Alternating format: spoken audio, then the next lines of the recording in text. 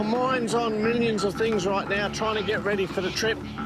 In Perth, trucking veteran Steve Grahame's rushing to put a road train together. It's not like you're driving one truck, you're driving three, because there's three pieces to it, so there's things to do constantly. He's just accepted an urgent job, taking a power station worth $500,000 to a remote Aboriginal community in the tropical north. It's desperately needed to upgrade the town's electricity supply, vital infrastructure for a community way off the grid. The whole community is sweating on how I go delivering this thing. It's an epic 3,000-kilometre slog, reuniting Steve with an old enemy, the Tanami track. Making matters worse, the wet season could start any day now. My phone could ring and they say, guess what, we've had rain on the Tanami, the road's going to be closed, you can't leave. Once the wet arrives, dirt roads will become impassable. Can't help thinking, Tanami Road, here we come. I'm going to take this trailer away first and go to Balgo. That's my plan. But I best check the weather first, because with my luck, I'll head off to Balgo and find out it's raining before I even get out the gate. Monday, 80%, Tuesday, 90%, Wednesday, 70%. When I see a forecast that says 80% rain for the next 3 days, I feel sick. The pressure is on. Steve needs to get loaded and leave. The first part of his load is a fragile electrical switch room. You can imagine the panic if I delivered it and it was broken. Upside down. Oh, don't say it. Yeah. To get it on and off his truck, Steve's hired a side lifter trailer. Last time I had one of these, we had a little breakdown right at the start, and then I had a major breakdown on the trip, and that was big drama. So we hope we don't have that this time. The side lifter might be behaving itself, but the load isn't. Its balance is way out. I might be having an issue with this because it's tilted that way. Maybe a forklift underneath, just to steady it and take it back so we can get that little bit of lift to get on this container pin. Get this wrong, and the fragile components inside could cop a devastating knock. It's always nerve-wracking. There's a lot of money inside that thing. Take the weight. That's it. Beautiful. This is on. I'm going down the road. He's locked and loaded. Time to hit the road. It's going to take me 5 days to get to Balgo. Every day that passes brings me closer to serious rain. It's not long before Steve's fears are realised. What a mongrel of a day to be leaving. Just keep hoping the rain's down here and not up there. He needs to pick up more freight in the town of Karratha. Now, can I get in there with a triple road train? No. No, so I'll have to break up here. Righto, mate, thank you. I've got to split this road train up to get access into the yard. The yard is too small to get a triple in. He's already late. And splitting up his road train cost Steve another hour. And now he's wondering if it was a waste of time. Oh, I've got a very strong feeling they would have loaded me through the gate with a triple and I would have turned around here. I'll go and find out what's going on. Looks like big open spaces to me, but...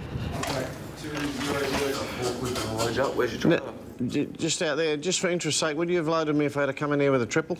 Yeah, you suppose, yeah, you could have come over with a triple load. I've just broken up my road train for nothing. Oh, well, That's why I'm late. You get really, truly frustrated about stuff like that. After one knockback, Steve wants to load quickly. Give us about another 6 inches to the front, will you, mate? Looking good. Going on the back, one of two massive generators to supply a community with electricity.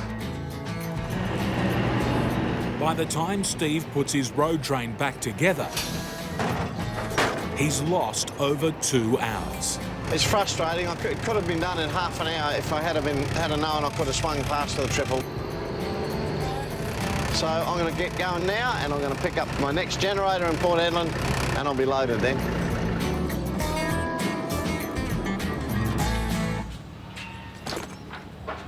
Hello. Now, will you load me out the front there? Yep, I'll let the front end know. Excellent. This time he's in luck. He can keep his trailers joined up. It's not like the fiasco this morning where I actually broke the road train up. I'm coming here with a triple and loading. But only once the crane arrives to load.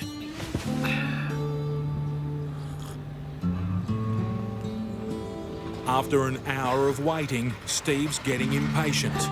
Oh, I've had enough of it. We're just doing a check to see how the crane's going. Hopefully he's nearly here, time's bleeding away. Shouldn't be too long. All right. Finally, the crane turns up. But it's not the type Steve was expecting. Excuse me, mate, can that lift and carry? Lift and carry? No, mate, no. So now you're telling me I have to break up? Yeah, probably have to drop that dolly. Righto, mate. After wasting hours, it's the final straw. Now it's not a goddamn lift and carry crane. I've got to break up my road train. I could scream. I can't believe this. Mistakes and delays have cost Steve half a day. With the wet season marching closer, that could mean the difference between success and muddy failure. It means tomorrow becomes another race against the clock and a race against the weather. It's my time. But at last, the second of 2 generators is going on the back. I'm more than happy there, copper, thank you. We're on. And Steve has all his freight. Well, I'm happy again. Once I chain this load down, I'm finally loaded. 7 days later, I'll have my load on. All that's left now is to deliver this power station. 1,450 kilometres of harsh outback still stands in the way. Just on the horizon, I can see red dust building. It's almost like there's weather coming in. This part of Australia is notorious for its extreme climate. I'm in the proper Pilbara hot now. It's hot. It's about 45 degrees out there, maybe. Everything in this truck is running hot. My gearbox is running on 130 degrees Celsius today. The punishing heat is pushing Steve's 20-year-old truck to the limit. If I hurry too much, I will do wheel bearings and tyres, and then I'll lose the time changing them. So I'll just drop the speed back when it's very hot. After a brutal stretch, Steve wants to check his gear. Right away, it's not looking good. I've seen this on the ground. That's a seal out of a hubcap. And now I've got a major bloody drama. This is a major drama. Maybe got a bearing starting to pack up. A failed wheel bearing could spell serious trouble. This can develop into a dangerous situation. If you don't get this at this point, and it is a bearing that's collapsing, it collapses, runs red hot, catches fire, you burn your trailer and all this stuff to the ground, and or the wheel falls off, can fall off, and go wandering out into the bush. And I'm going to get a jack under that and see what the hell's going on there. What frustrates me is the clock's really ticking now, but I've got no choice but fix this, and it's where I get really annoyed.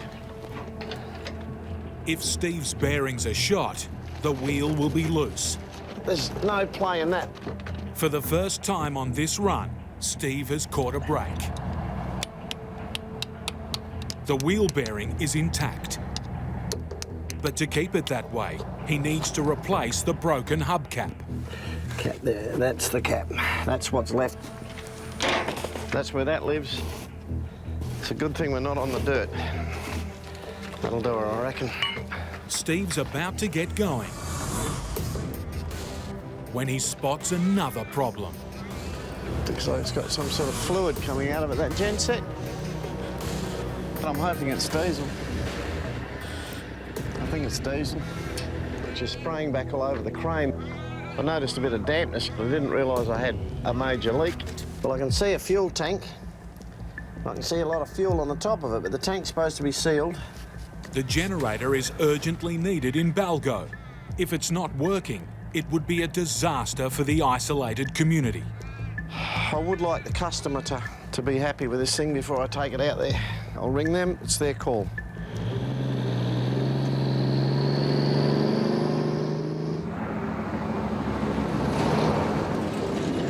I want my client to meet me up here at the roadhouse and assess their equipment at this point in time. I want them to be happy in their mind to send me out there with these units. There's no sense in turning up with it with a genset that doesn't work. That's not the plan.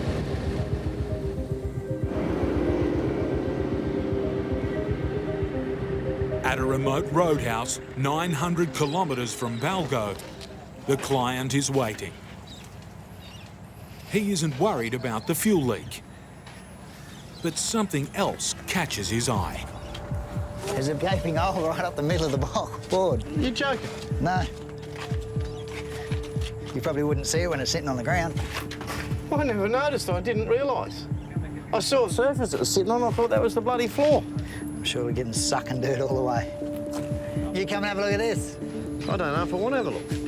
Steve has driven over 2,000 kilometres with a missing floor. See, you never would have picked it that that was no floor when I loaded the thing. I mean, I'm walking around on it thinking, oh, that's good, that's smart, you know. Like... The switchboard is undamaged, but it won't stay that way if it remains open to the elements. All the dust off the road train's just going to billow up in here and just fill this whole thing up with dust. Bugger all these switches. You wouldn't think they'd let a board go like this if we get that sort of... The switch room needs a floor if it's to survive the Tanami. What's the best way here? Plastic, you reckon? A couple of sheets of timber would do it. This is a few hours, isn't it? Oh, yeah. It's time Steve doesn't have. This has cost us today. I can't take this unit out there with a great open floor space. That switchboard won't be worth sixpence when it gets out there. The repairs mean a detour to the client's yard, a 60-kilometre round trip, and an anxious wait watching the clock and the sky. Well, that's a drastic change of plan. Instead of heading east towards the Tanami, I'm now heading west into Broome. If the rains come now and close the Tanami Road, Steve's vital trip to Balgo is a bust, leaving him out of pocket and the township without a crucial power station. If I miss getting on that road by one day, that's the massive, massive consequences. We'll just sneak in through this mob's yard, going in the back way. How long do you reckon this repair will take? 5 o'clock tonight. With hundreds of kilometres of punishing dirt to plough through, the patch job on the floor has to be done properly. But as time marches on, Steve's window is closing. That's the stuff I'm worried about, and I can hear it crashing and banging. And when I leave here, that's where I'm going. Straight back out there into that. The finishing touches are made. I reckon that's bloody good. Finally, Steve's all set. A last look at the weather map, and it's looking bleak. There's a big storm there. I just hope it doesn't go across the Tanami. Out on the open road, the ground is already saturated. There's a lot of water on the side of the road through here. If that's happened on the Tanami, it'll shut it. Without a doubt. Simple as that. And ahead, the signs are even more threatening. It does make me a little bit nervous looking out the window and seeing those clouds now. He's travelled nearly 3,000 kilometres to get here. Now, Steve's fate lies in the hands of the weather gods. I think that's rain over the Tanami where I've got to go. That's it now. That's serious. Some of that rain's serious. For a minute, I thought that rain cloud was going to shear off, but it's not. It's coming straight for me. There's the turn off there. Now, what does that sign say? The moment of truth has come. And it is good. It's open to all traffic. Steve's gamble has paid off. Come on, Teague. But he's not in the clear just yet. That's thunder I'm hearing. It's all right, Teeny. Teeny worries about the thunder. With 240 k's of bone-crunching corrugations between him and his destination, he needs to deflate his tyres to soften the blow. I'm letting nearly half the pressure out of these tyres. The fate of Steve's freight weighs heavily on his mind. This concrete's been moving a bit all the way. I don't think it can move any more, but I've got an eye on it. The time has come to tackle the Tanami. So the roads are all open. That's good news. I'm going to get into it. At this time of year, half a metre of rain can fall in a day. Steve needs to put the hammer down.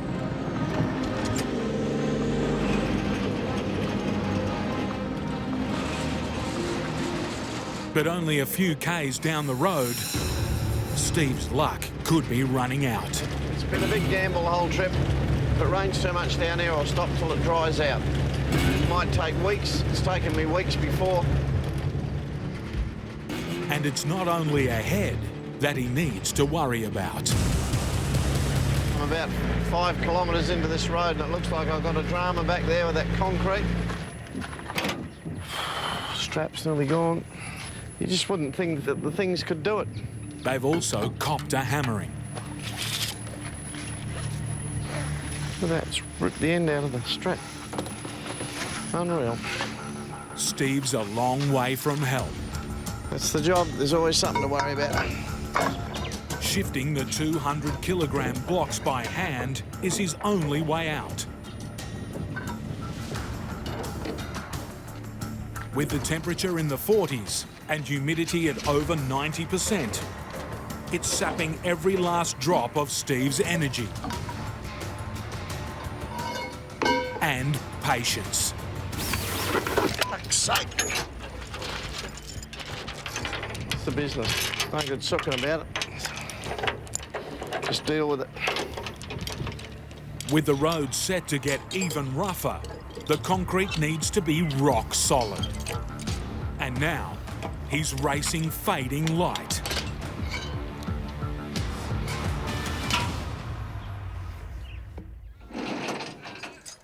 Next morning, a problem load, a damaging road, and a bad weather forecast are all troubling Steve. But you never take the Tanami lightly. You never know what you're going to get. No matter how many trips you do out this road and other roads like it, there's no getting away from the fact that this is hard, lonely country. But there's company Steve can always count on. Corrugations. And Steve's struggling to keep a close eye on his concrete. This road's been shaken and rattled them a bit. Got no idea what's going on back there.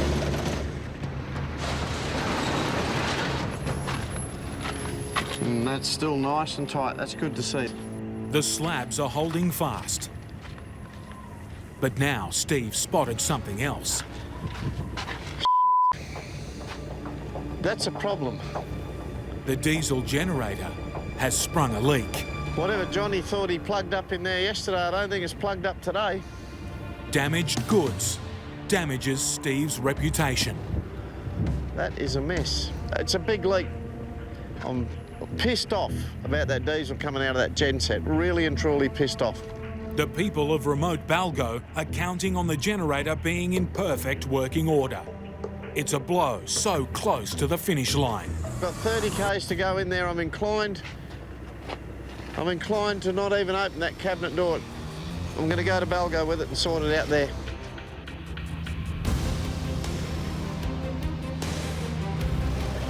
But now, Steve's hit the worst section of the entire trip.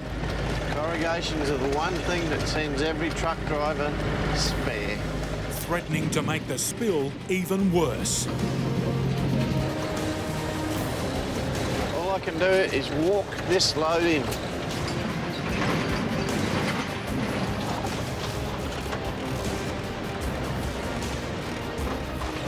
reckon I've got the town down to about 3 kilometres now.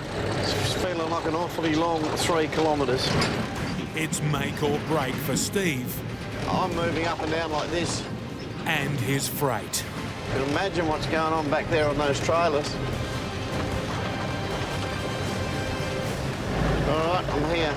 After a marathon 6 days at the wheel, Steve's beaten the wet season and the Tanami and made it to Balgo. I'm a happy man. But the job's not done until his freight is safely unloaded. Steve's hauled a side-lifting crane, thousands of kilometres especially for the job. But it's not working. Something's not right. The chain connecting the container to the crane has jammed. This time, help is at hand. That chain there, mate. I'll just take a bit of pressure off it. He tries again to lift the container to free the chain.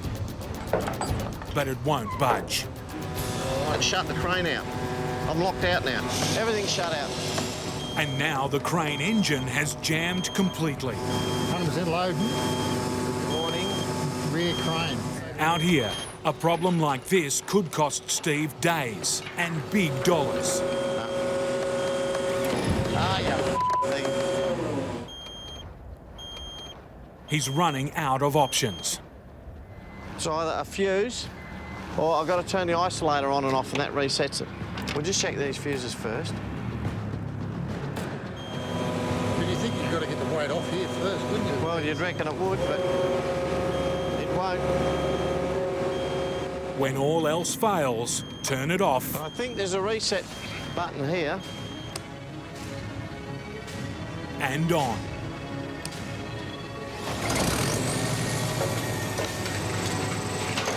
It's fixed. After nearly 3,500 brutal kilometres, Hey, done. Now, mate, can you tell me if that moves straight away as soon as this one moves? a simple reboot Beautiful. has done the trick.